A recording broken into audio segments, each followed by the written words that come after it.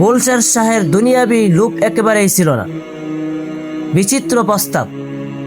রাজকুমারী প্রতিদিন তার জন্য খাবার ও নতুন পোশাক পাঠাতে লাগলেন। একদিন সাহস করে তিনি ফকিরের কাছে গিয়ে বললেন, হুজুর, আপনি কেন এভাবে কষ্ট করেন?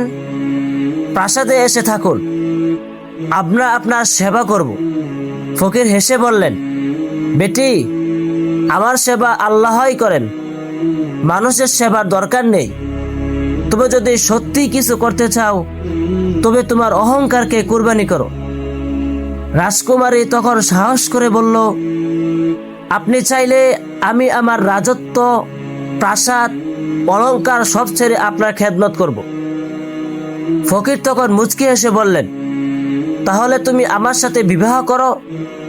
তবে জেনে রেখো, এ বিয়েতে কোনো রাজকীয় আয়োজন থাকবে না, থাকবে শুধু ত্যাগ আর ইবাদত। বিয়ে সম্পন্ন। প্রথমে রাজপ্রাসাদে হইচই পড়ে গেল। বৃদ্ধ ফকিরের সাথে রাজকুমারী বিয়ে করবে, একথা কেউই বিশ্বাস করতে পারছিল না।